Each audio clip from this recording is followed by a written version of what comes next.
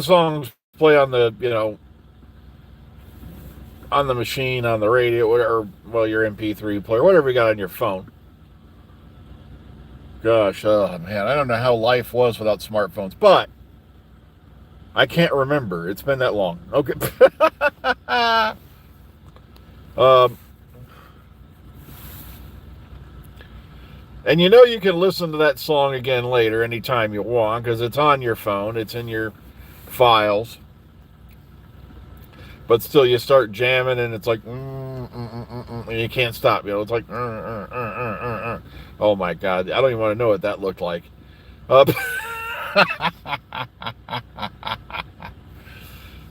Call Peter, he's flogging the dolphin. Oh God, he's spanking the monkey.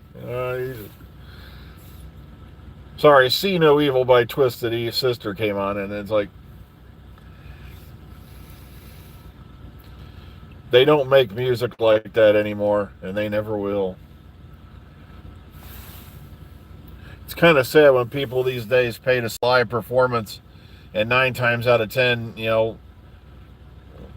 lip syncing or it sounds nothing like it did when they did it in the studio because you don't have your auto tune to fix your stuff up. And it's like, anybody else remember that where you get a live performance from a band and it sounds exactly like it did on the stereo cut? Because, bands had talent back in the day.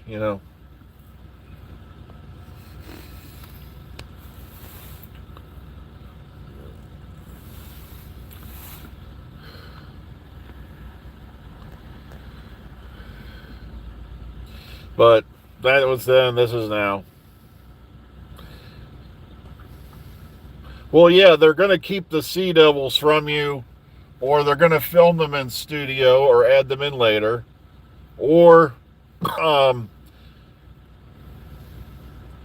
they're going to try to keep. It's like it's got to be the Sea Devils, just from what they've said. War between land and sea and blah blah this, blah blah that.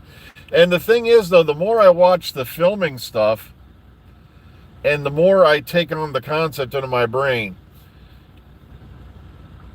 I was sitting there the other day going, does anybody else remember when I put up a short story a long time ago called For Those in Peril from the Sea? It's starting to sound an awful lot like that. We're on this planet somewhere far off from Earth in a distant time. The people who dwell in the ocean decided that's it. And, we're just going to take over and put the land bears to heel and have heard nothing yet about what you call it, about mini-sodes or anything like that. I'm hoping they're going to put something out there for children in need. Well, yeah, these guys weren't turtles. They were literally like these really ugly, mean-looking fish, and they were in these like power armors. The power armors were kind of humanoid shaped and all that, but when you looked at the center, there was this really armored fishbowl, and there's this critter in there who's hooked into it.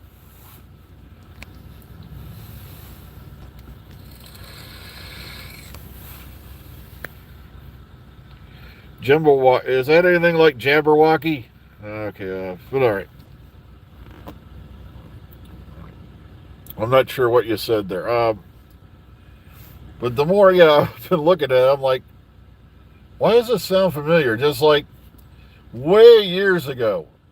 And I'm going to have to go before it's gone forever. Back in Yahoo groups, I was in a group called Transformers The Next Generation.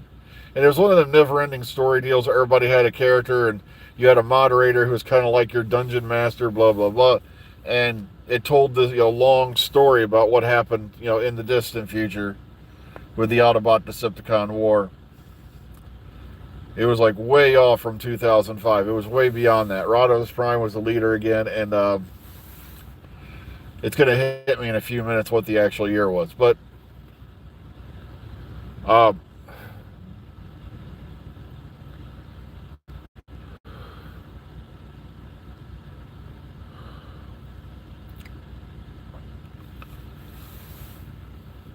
I wrote a character called Jaron Black. His real name was Gerald Watson, and he was on the Eldridge during the Philadelphia experiment.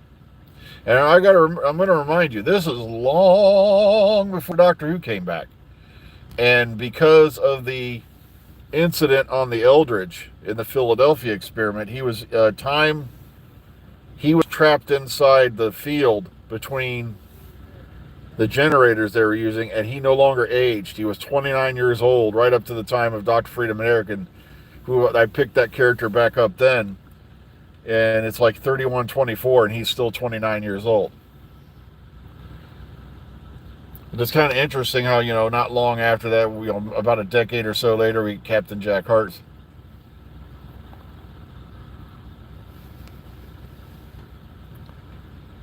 It would be funny, yeah, if it turned out it was the Underwater Menace and not the Sea Devils. There you go.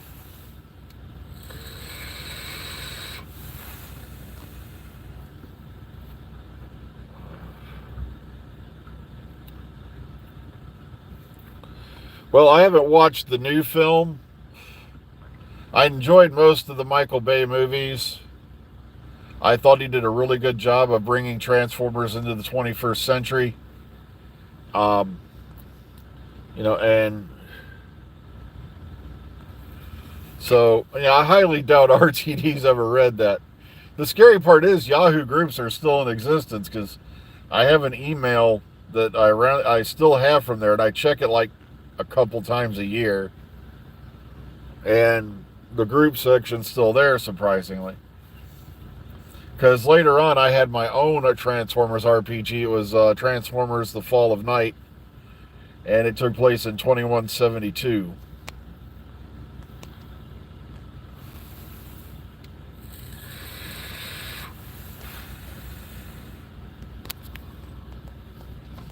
But we're here to talk about Doctor Who, damn it.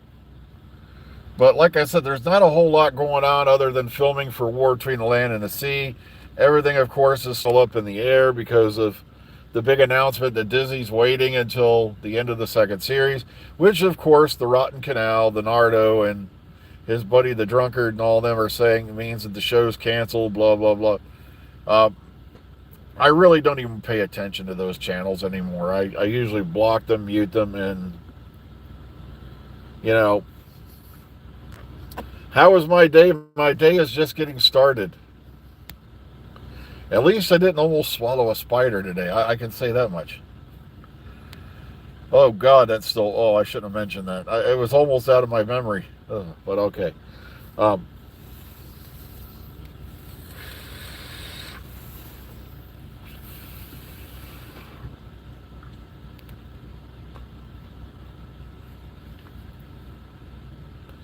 Well, I'm assuming they're aiming for spring for season 2, from what I've heard. So, but the big question is, when is series 3 going to film or air? And I know it gets confusing because they decided to renumber everything because of the Disney deal. And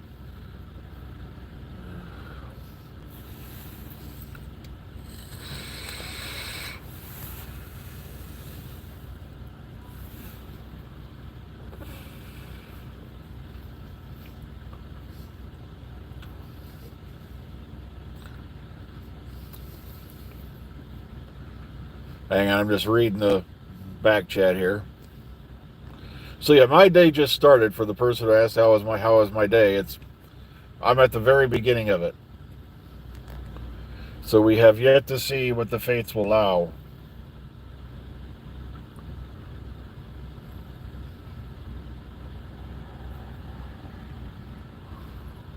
It could be. Yeah, it could be that it'll air in April or May. We'll have to wait and see, if we get an announcement sooner or later. But it's already done, in the can and all that, so it's not like it's, going to be delayed for any reason. Yeah, I love the Big Finish stuff. I just... I went off into other territories for a while. I like to vary my listening.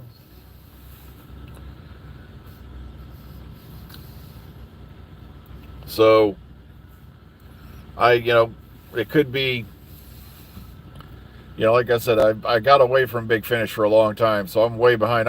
I haven't listened to Big Finish since before they ended the main range and went to box sets. Okay, it's been a while.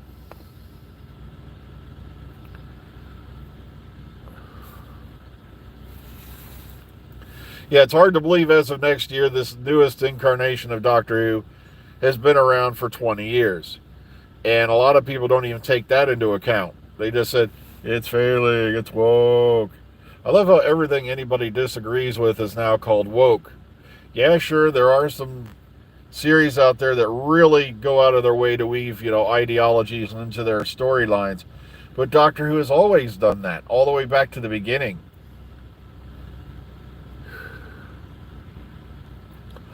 Well, the story of Edgar Allan Poe is quite interesting, actually. If memory serves, yeah, they found him dying in a gutter, but he wasn't even in his own clothes. And nobody knows how the hell he got there.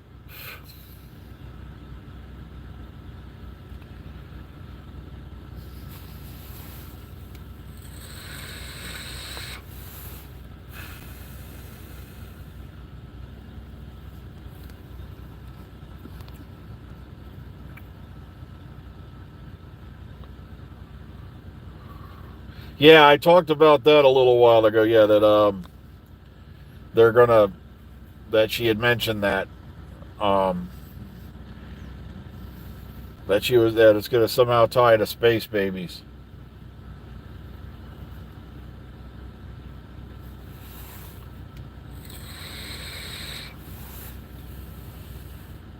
I don't really make it a habit of watching Saturday Night Live except for clips of when the show was funny. Okay, I'm not kidding. It just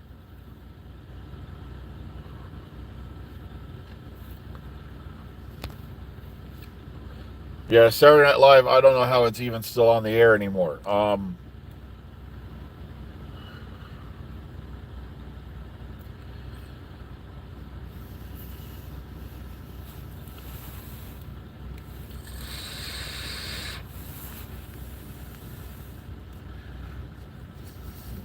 I think the only things I really like to watch out of the new era, um, there's a few clips here and there that are kind of funny, but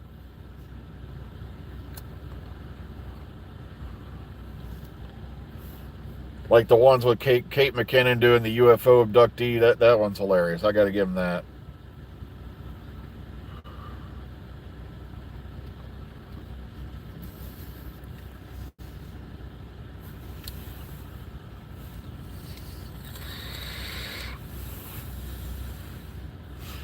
Yeah, that the kung fu fighting thing made me remember. I stumbled onto the story I'd been writing, and I got quite a ways into it, and it was about Kung Fu Bob.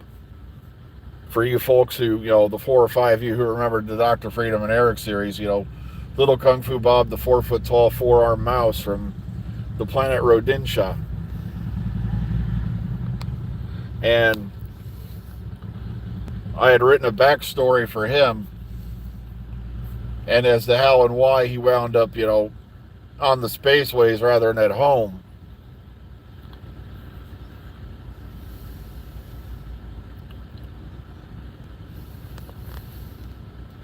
And it's a very sad story.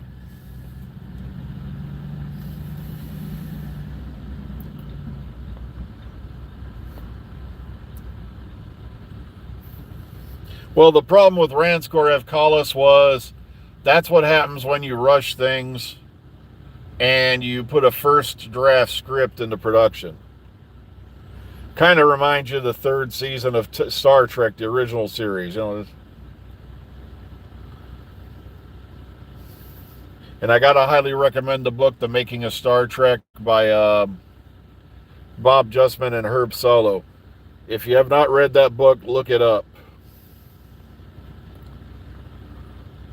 You're going to find out a lot of things that went on behind the scenes on that show.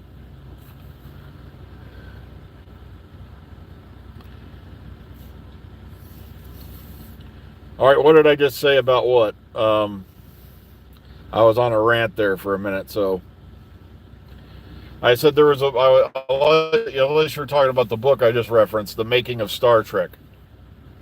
Um, about how things went to shit in the third season of the show, where you wound up with such great, memorable episodes as Spock's Brain.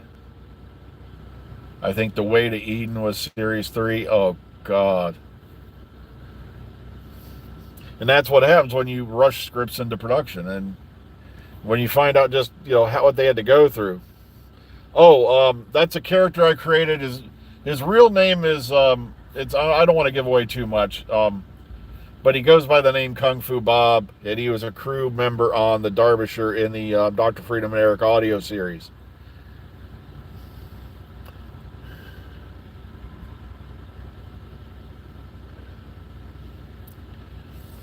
Well, I got to run inside. I just looked at the time, so please be kind, be calm, be safe. If you go to the Travis, if you go to the main page, there's separate folders for the different Dr. Freedom and Eric audiobooks I did. I started off with Murder on the Chautauqua. I never finished that one. Regrettably, that was 2 years ago. But I got to get running, so please be kind, be calm, be safe. Take care, everyone. We'll see you on the flip side. Enjoy your rest of your day, okay?